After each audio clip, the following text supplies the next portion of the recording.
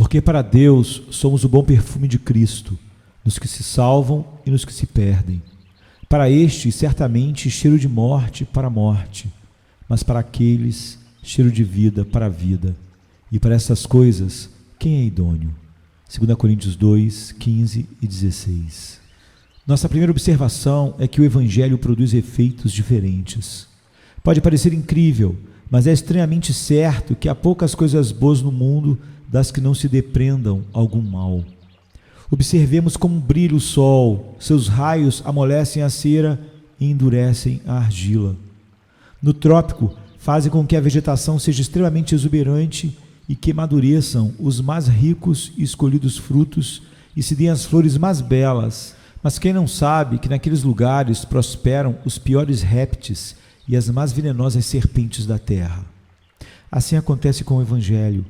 E embora seja o sol da justiça para o mundo, ainda que seja o melhor presente de Deus, e nada pode ser comparado à imensidão dos benefícios que concede à raça humana, apesar de tudo, devemos confessar que, às vezes, é cheiro de morte para a morte. Mas não devemos culpar disso o Evangelho. A culpa não é da verdade de Deus, mas daqueles que não aceitam recebê-la. É cheiro de vida para todo aquele que a ouve com o coração aberto para recebê-la.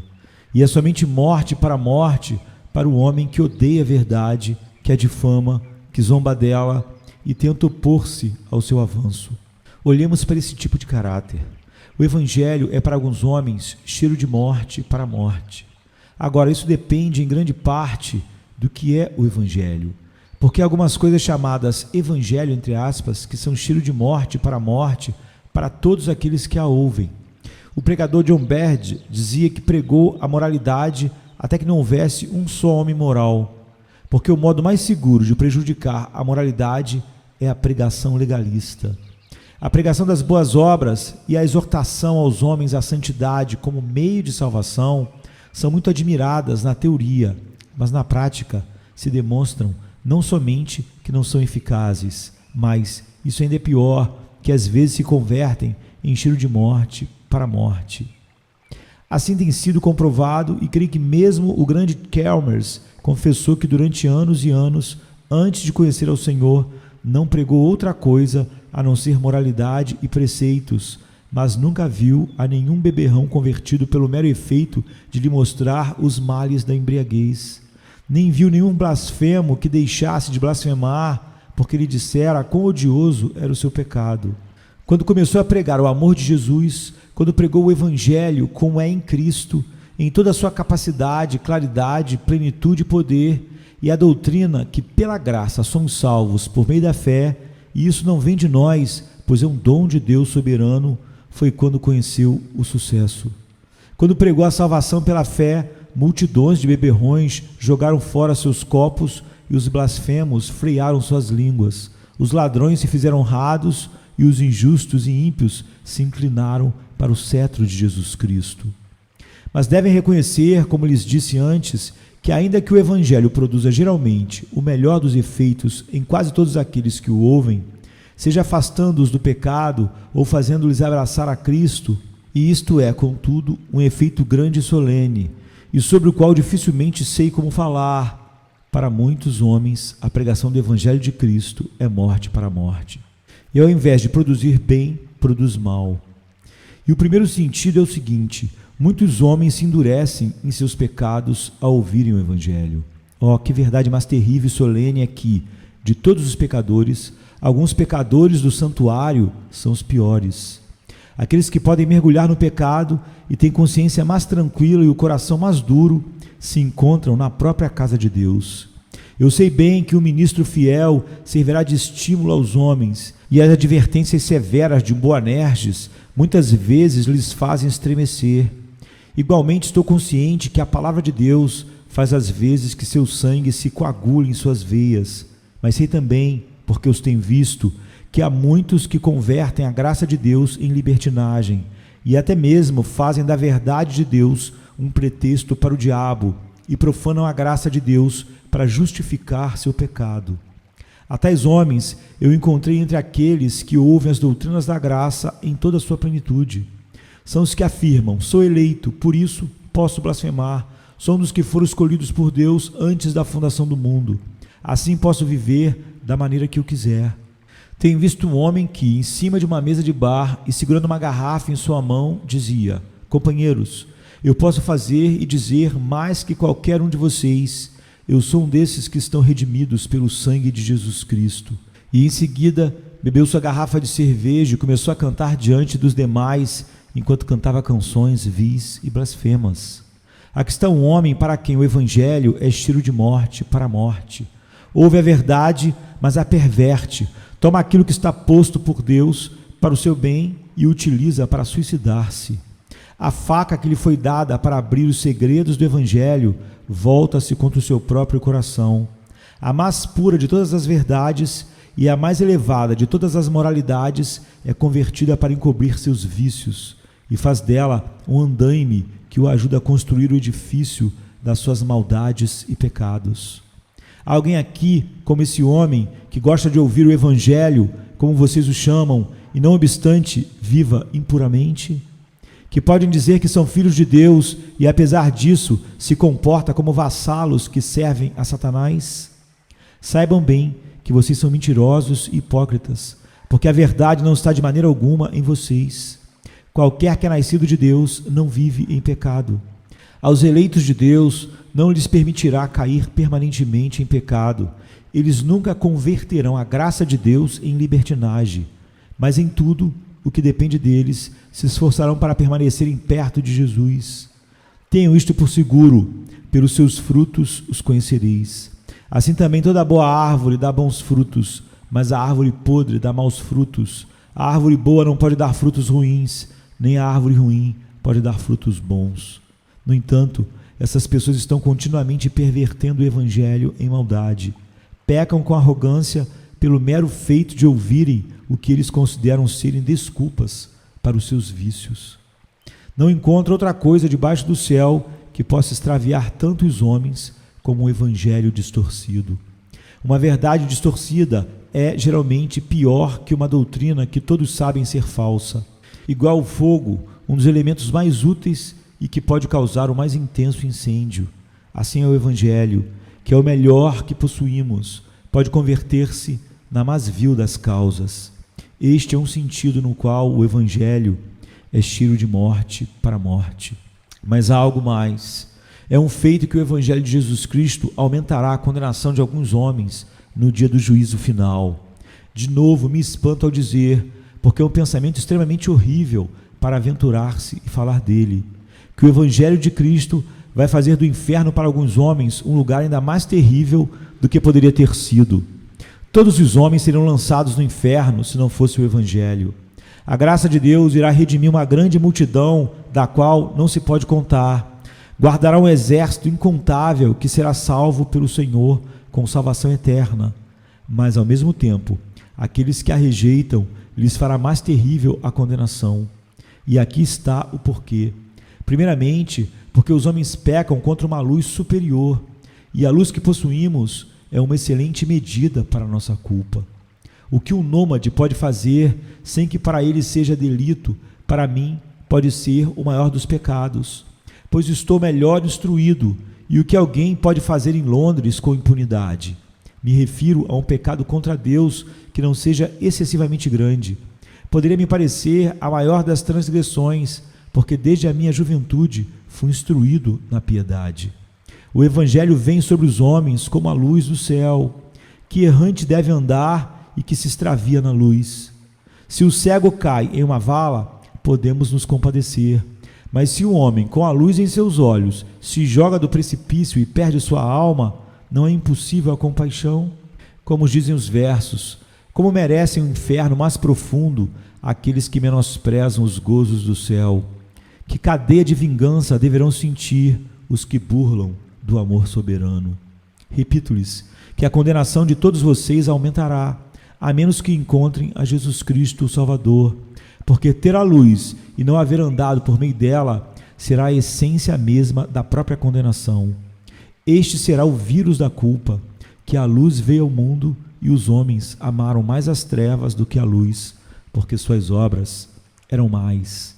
A condenação de vocês será também maior se vocês se opõem ao Evangelho. Se Deus tem um plano de misericórdia e o homem se levanta contra ele, não será grande o seu pecado? Não foi imensa a culpa que caiu sobre os homens como Pilatos, Herodes e os judeus? Quem pode imaginar a condenação daqueles que gritaram: crucifica-o, crucifica-o? E que lugar do fogo do inferno arderá com força suficiente para o homem que difama o ministro de Deus, para o qual fala mal do seu povo, que odeia a verdade e que, se pudesse, apagaria da terra todo rastro de piedade? Queira Deus ajudar o blasfemo e ao infiel. Deus salve suas almas. Se me dessem a escolher entre todos os homens, jamais escolheria ser como um desses. Vocês pensam, senhores, que Deus não levará em conta o que os homens dizem? Um maldisse a Cristo, chamando-o de charlatão. Outro declarou, sabendo que mentia, que o evangelho é falso. Um terceiro tem proclamado suas máximas licenciosas e depois apontou a palavra de Deus dizendo: há coisas piores nela. E outro tem insultado os ministros de Deus, ridicularizando suas imperfeições. Creem que Deus esquecerá de tudo isso no último dia? Quando seus inimigos se apresentam diante dele, ele os tomará pela mão e dirá: outro dia chamaste meu servo de cão e cuspiste sobre ele, e por isso pensa que te darei o céu? Não, se o pecado não foi lavado pelo sangue de Cristo, dirás: vá embora, maldito, ao inferno de que zombava. Abandona o céu que você desprezava e aprenda aqui, mesmo que você disse que não havia Deus, esta destra te ensinará eternamente a lição de que há sim um Deus, porque aquele que não me descobriu por minhas obras de benevolência, saberá de mim por meus feitos de vingança. Assim, pois, te digo, aparta-te. Aqueles que têm se oposto à verdade de Deus, o castigo lhes será aumentado. Agora, não é esta uma visão solene do que o Evangelho é para muitos, cheiro de morte para a morte? Consideraremos ainda outro sentido. Creio que o Evangelho faz alguns seres deste mundo mais desgraçados do que pudessem ter sido. O bêbado poderia beber e se alegrar em sua embriaguez com maior alegria se não ouvisse: todos os bêbados têm a sua parte no lago que arde com fogo e enxofre. Quão jovialmente o transgressor do domingo excitaria durante todo o dia se a Bíblia não dissesse: lembra-te do dia de sábado para o santificar. E quão felizmente poderia lançar-se em sua carreira louca o libertino licencioso se não estivesse dito: e aos homens está ordenado morrer uma só vez, e depois disso vem o juízo. Mas a verdade coloca amargura em seus copos. Os avisos de Deus congelam a corrente da sua alma. O Evangelho é como o esqueleto na festa egípcia, ainda que durante o dia riem dele, pela noite tremem, como folhas de álamo branco, e quando as sombras do entardecer caem sobre eles, se estremecem ao menor sussurro. Diante do pensamento de sua condição futura, sua alegria se torna em tristeza, e a imortalidade, ao invés de ser um presente para ele, é, só de pensar nisso, o tormento da sua existência. As doces palavras de amor, da misericórdia, não são para eles mais harmoniosas que o estrondo do trovão, pois sabem que a menosprezam. Sim, tenho conhecido alguns que foram tão desagraciados por causa do Evangelho, recusando-se a abandonar seus pecados, estando a ponto de se suicidarem. Que pensamento terrível! O Evangelho é cheiro de morte para a morte. Para quantos que estão aqui hoje assim? Quem está ouvindo agora a palavra de Deus pode ser condenado por ela? Quem sairá daqui para ser endurecido pela voz da verdade? Assim será para todo homem que não crê nela, porque para aqueles que a recebem é cheiro de vida para a vida, mas para os incrédulos é uma maldição e cheiro de morte para a morte. Mas bendito seja Deus, o Evangelho tem um segundo poder. Além de ser morte para a morte, é cheiro de vida para a vida. Queridos, se eu não pudesse falar, muitos de nós poderiam falar sobre isso aqui. Olhemos novamente para trás, naquela hora em que estávamos mortos em delitos e pecados. Em vão todos os trovões do Sinai, em vão os avisos dos atalaias. Dormíamos num sono moral das nossas culpas, e nenhum anjo poderia nos despertar. E contemplemos também com alegria aquela hora em que entramos pela primeira vez dentro dos muros de um santuário, e para nossa salvação ouvimos a voz da misericórdia soberana. Com alguns de vocês isso ocorreu há poucas semanas, Eu sei onde estão e quem são. Faz poucas semanas ou alguns meses, também vocês estavam longe de Deus, mas têm sido levados a amá-lo. Lembre, meu irmão cristão, aquele momento em que o Evangelho foi para você cheiro de vida, quando te chamou eficazmente, quando o separou dos seus pecados, renunciou às suas concupiscências e, se voltando para a palavra de Deus, a recebeu de todo o coração. Aquela hora, a mais doce de todas, nada pode se comparar a ela. Conheci uma pessoa que durante 40 ou 50 anos havia permanecido completamente surda. Uma manhã, sentada na porta da sua casa, enquanto passava algum veículo diante dela, creu ter ouvido uma música melodiosa. Não era música, era somente o ruído das carruagens. Seu ouvido se abriu repentinamente e aquele som comum lhe pareceu como música celestial, porque era a primeira vez que a ouvia em tantos anos. De forma semelhante, a primeira vez que nossos ouvidos se abriram para ouvir as palavras de amor, a segurança de nosso perdão, ouvimos a palavra como nunca havíamos ouvido antes até então. Nunca nos pareceu tão doce e talvez, ainda sobre estes momentos, olhemos para trás e diremos, como dizem os versos, que horas de paz eu desfrutei então. Quão doce é a sua memória, todavia. Quando pela primeira vez foi cheiro de vida para as nossas almas. Assim, pois, meus amados, se alguma vez foi cheiro de vida, sempre o será. Porque não está escrito que seja cheiro de vida para a morte, mas cheiro de vida para a vida. Ao chegar a este ponto, devo dirigir outro golpe aos meus antagonistas, os arminianos. Não posso remediá-lo. Eles argumentam que, às vezes, o Evangelho é cheiro de vida para a morte. Dizem-nos que um homem pode receber vida espiritual e, não obstante, morrer eternamente. Quer dizer que pode ser perdoado e depois castigado. Pode ser justificado do todo pecado e, no entanto, suas transgressões podem ser carregadas de novo sobre suas costas. Dizem que um homem pode ter nascido de Deus e, não obstante, morrer. Pode ser amado por Deus e, apesar disso, Deus pode odiá-lo amanhã. Não posso suportar o falar de tais doutrinas cheias de mentiras. Que creiam nelas os que querem, pois a meu respeito, creio tão profundamente no amor imutável de Jesus que suponho, se um crente estivesse no inferno, o mesmo Cristo não estaria muito tempo no céu sem gritar: ao resgate, ao resgate. Se Jesus Cristo estivesse na glória e da sua coroa faltasse uma das suas pedras preciosas, qual Satanás a possuísse no inferno, este diria: olhe, príncipe da luz e da glória, tenho em meu poder uma das suas joias, um dos eleitos que o Pai te deu na eternidade. E segurando-lhe no alto gritaria: você deu a sua vida por este homem. Naquele dia você orou ao Pai: não rogo pelo mundo, rogo por este que me destes, porque eram teus e tu me destes. Livra-os do mal, mas teu Pai não os pôde livrar, e nem o teu sangue os pôde redimir. Você deu sua vida por este homem, mas não tem poder suficiente para salvá-lo. Você o amou uma vez, mas onde está o seu amor? De nada lhe serve, porque depois você o odiou. E como riria malevolamente daquele herdeiro do céu, dizendo: este homem foi redimido, Jesus Cristo comprou com o seu sangue.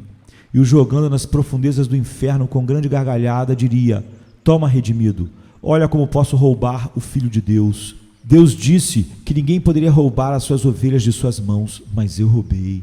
E com alegria maligna continuaria repetindo: este homem foi perdoado, contemplem a justiça de Deus, é castigado depois de haver recebido perdão. Cristo sofreu por seus pecados e, não obstante, eu o possuo, porque Deus o tem castigado 2 vezes. Castigou esse pecado no seu próprio Filho e agora está castigando esse pecado na própria ovelha que ele deu ao seu Filho. Vocês creem que o diabo poderá dizer isso de Deus? Vocês creem que se poderá dizer isso alguma vez? Não. O Evangelho é cheiro de vida para a vida. Para quem ele é cheiro de vida, ele é cheiro de vida para sempre. E não cheiro de morte para a morte. Sigam com esse Evangelho indigno. Preguem onde queiram. Mas meu Senhor disse: eu dou às minhas ovelhas a vida eterna. Vocês dão às suas ovelhas vida temporal e elas a perdem. Mas Jesus disse: eu lhes dou a vida eterna e elas jamais perecerão. Ninguém as poderá arrancar da minha mão. Quando falo deste tema, geralmente fico cheio de fervor, porque creio que há poucas doutrinas tão importantes como a perseverança dos santos. Porque se um dos filhos de Deus vier a perecer, Ou se soubesse que isso pudesse acontecer, chegaria à conclusão imediata que eu poderia ser um deles. E suponho que a cada um de vocês passaria o mesmo. E neste caso, onde estão a alegria e a felicidade do Evangelho?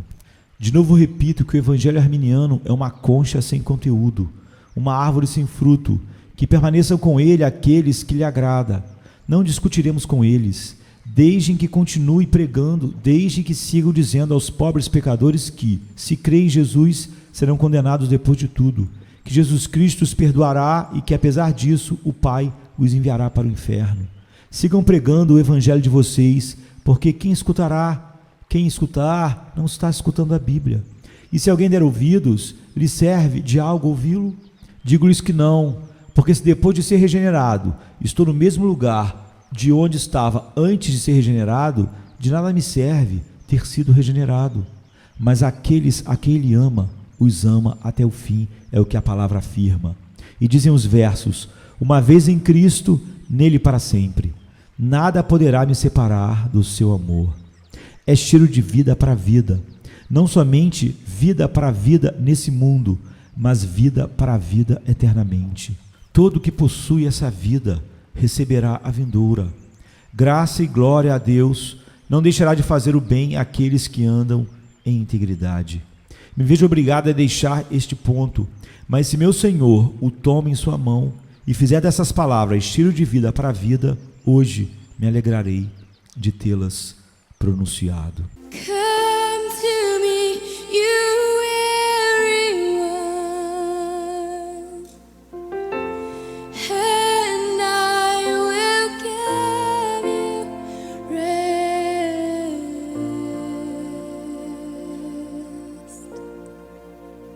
I will give you rest.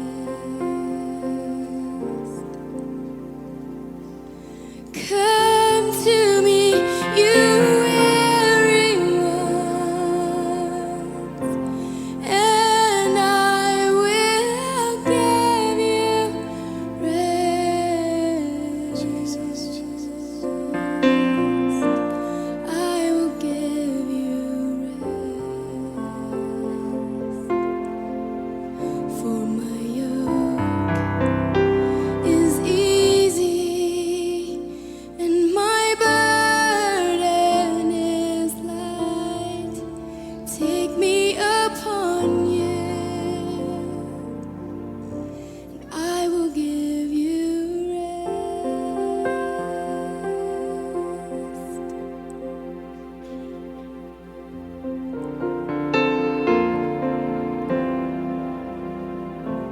Come to me.